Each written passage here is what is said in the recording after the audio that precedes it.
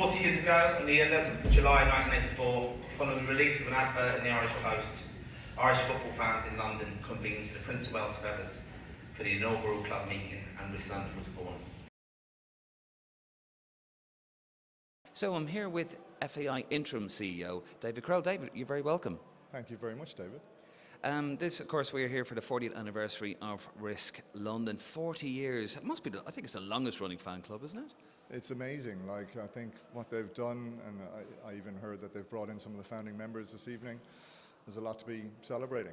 You know, it's grown to over 600 members now, and as a previous Londoner myself, I think it serves a serious place in everyone's life over here, so it's great. And how they approach every game as an away game. That's the kind of spirit we need, that level of support, continuing to support us across the globe. So we're here with club member Joe Prendergast. You might recognise that surname, of course, brother to the infamous Martin Prendergast, who will be speaking later on. Joe, you're very welcome to RISSC London, the 40th anniversary dinner. Thank you. It seems a while since we were here for the 25th, so it's great to be back here, and no matter what and how things are going on the pitch, there's a great presence here, and I couldn't believe the crowd that are here this evening, so it's brilliant. As much as we've got fans in every part of the globe, having communities like this that try and channel that energy and give them a local kind of connection is really helpful to kind of stimulate deeper connection with the country and the badge. I want to come and meet as many people as I can, speak to as many people as I can. As I said, I've always been appreciative of the support that I've had from Irish fans, and not just in Ireland but all over the world, and it's a really special supporters group, this one over in London, so I'm delighted to be here, and as I said, I'm sure we'll make it a great night. I've been involved with the club over a few years, done a few events with them, and they invited me along, and I thought, yeah, I'm quite look forward to that. I know a few of the people, I've got to know a few of the Irish supporters over the years, so pleased to be here. Dick, when did you first join the club? 1989. I was living in London, but didn't know there was a club in existence until then, and just before Italy I joined it then.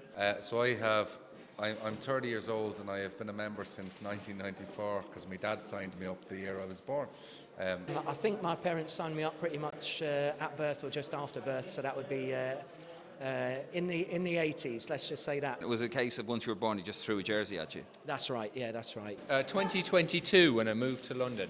So you're a newbie, you're a new fish basically. Yes, new, yeah. I joined in autumn of 1999 and I've been a member ever since, so 25 years. It must be coming up now in 25 years, probably anyway. Yeah. When did you join the club? I think I joined the club around 1998. Is when I don't know this for certain. Doesn't even know? It doesn't even remember when he joined his own club. What was your first Ireland game? 1965 in Dalymount, saw them play in Poland, and we won 3-2. And good Wicklow man Andy McAvoy scored 2 goals in that game. The first Ireland match I went to was a home game. We beat Cyprus 3-0.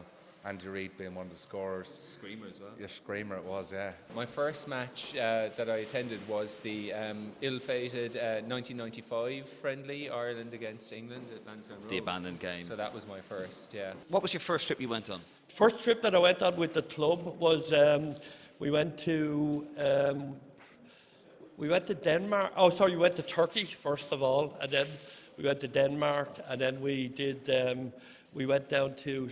We stayed in the Algarve. We went to Spain when they played in Seville. They were the first trips that I went on. That's the one where Aldo had a goal wrongly disallowed. Yes, yeah. And the one against Turkey, is that where we won 3-1 but still went out? Yes, and went out because England had scored late that time. They were the first club trips I went on. Oh, first trip, Hungary, Budapest away, I'm pretty sure. The first away trip was to Lisbon against Portugal in Euro. The 2002 World Cup qualifiers, yeah. So we were in Japan and Korea. Wow. So that was our first big trip. So, what's your favourite trip? What's the one that stands out most for you? The two that stand out for me are sort of related. One was the playoff game in Iran, in Tehran. That was good. And the whole Japanese thing, we went to both Japan and Korea. We were out there for nearly 5 weeks, and it was excellent. We took a real trip around everywhere, especially for the qualifying for France, and we were in Bosnia, and we made an effort to go to a lot. But I think the best night I can think of is Gelsenkirchen. I know it was a draw, but John O'Shea. And yeah. Well, 94 being in Giant Stadium for the Italy win, that's pretty memorable. Can remember being behind the goal as Houghton scored, even at that young age. 95 was, yeah, I think, for every reason. I mean, it was so memorable, and I think I was even actually on the pitch at the time, when the cameras were rolling, and so Jack Charlton was on the pitch asking everyone to disperse, and so one of the clips that was actually used and went worldwide features me in the frame when he's saying, "Go home," and you can just see me. I mean, we had a great one in 2003 going to Georgia and Albania. Another one great was in 2007 away to Slovakia and then Czech Republic. When we go to 2 consecutive away matches and travel between the 2 countries, those were brilliant. We've also good trips to Stuttgart and Cologne, Stuttgart, not 88, 06. Yeah, really, just the memories of that. Probably the age we were at and everything. To be away with a big group of lads, it was. What is your favourite away trip, and why is it Denmark 2019 when you first met me?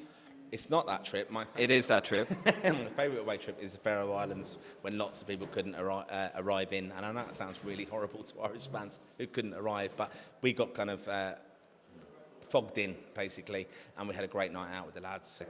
I'd had such a good night before the match that I thought when we scored, we'd scored a winner. I forgot that they'd scored a goal, so I had to be reminded it was an equaliser. I went, but still, the world champions. I was 15, so I was kind of too old to be cutesy, but young enough to be sort of traumatised. Exactly, yeah. You didn't get a free scarf? So nothing, no. So I just basically just got told to go home by the manager, but that did me, really, yeah.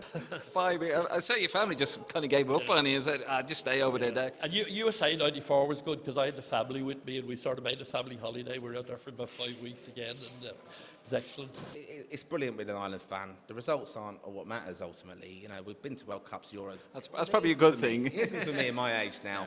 It's the experiences and travelling the world, watching Ireland, and meeting lovely fans like yourself, Dave. And we all say on the show that we just love watching Ireland, and it's just very good following your team around the world.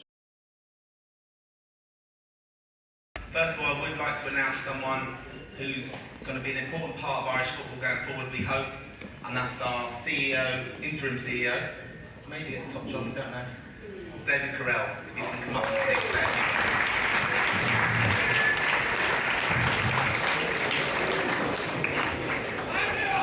Thank you, Martin. Good evening, everyone. Thank you, Martin, for the kind introduction. My name is David Courell. I'm the interim CEO of the association. But I was once a Londoner. Lived here for 16 years, so I know just how important it is to have a connection back home. And I just want to congratulate RISSC for everything that they've done over the last 40 years. It's a huge amount to celebrate. You play a huge part in, I suppose, creating that opportunity for people to connect with their domestic community and their culture. And as your motto says, every game is an away game. That means that you have to travel further and longer than everyone else. And I just want you to know from an association perspective that we really do value everything that you bring. As Andy said a lot more eloquently than me earlier, we hear your chants, we see your banners, and please, we want you to know that you're absolutely appreciated. Supporters are genuinely the lifeblood of the Irish game. We've got an amazing footballing history, but one common thread through the ups and downs of our on-field performances, and I won't get into that tonight, but is our supporters have always been solid. And we thank you for your continued support, and I just want to congratulate Martin, Declan, and all of the others that have contributed to this amazing club over the last number of years. And I just want to say best of luck for the next 40. Welcome all to RISSC London's 40th anniversary at the London Irish Centre. For those of you who don't know me, I'm Martin Prendergast. I'm the chairman of the Republic of Ireland Soccer Supporters Club. Accept that.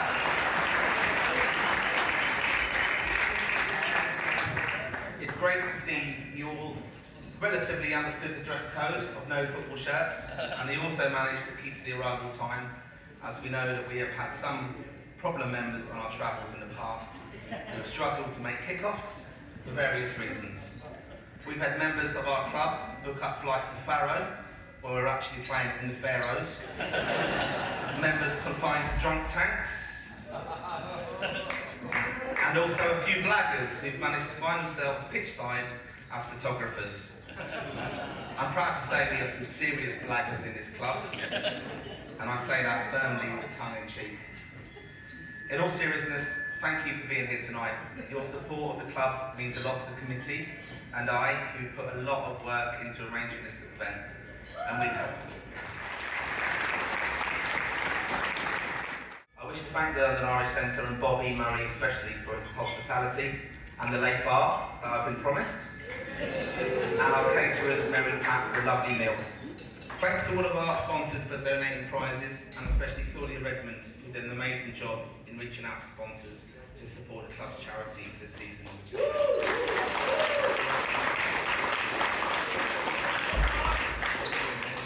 Our founding chairman, Jerry Lappin, who is here tonight.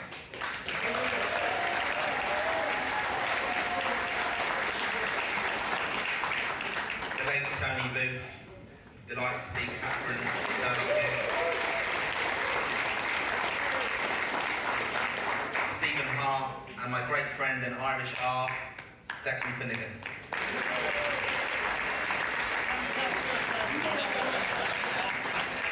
We're delighted to welcome founding administrators of the club, Sue Dunn and Tom Galvin too. They're over there. It's truly special you are here this evening, along with several more of our founding members. Our commit members currently recognise the responsibility we have in keeping the club going and remaining true to the core values of the club from its foundation. I wish to thank Andre Maxwell, Cobble Chew, Joe Loughran, Roisin Kennedy Mackie, Sean O'Halloran, Sean O'Carroll and Declan again for all they contribute to the club.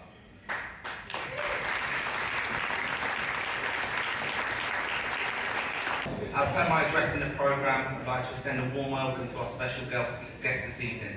David Courell, the FAI, Gary Spain, Mark O'Toole, Richie Byrne, Andy Reid and Tony Galvin.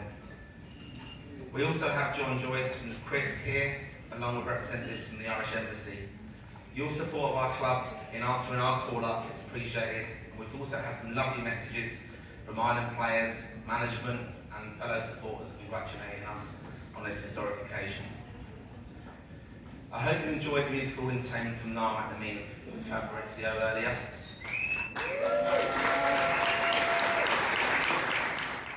On behalf of the club and its members, I'd like to thank the Irish Ambassador Martin Fraser and David Courell for their kind words in our programme. And I once again thank you all for your support. Keep the faith in Irish football. Here's to the next 40 years and have a great evening.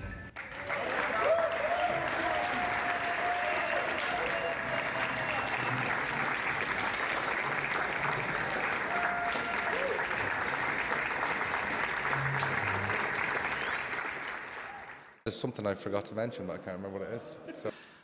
Testing. Martin, do you want to say something? Hi Dave, looking well. Thanks for making the effort. I'll warm up. I think, Joe, you're much nicer than your brother. What is this podcast?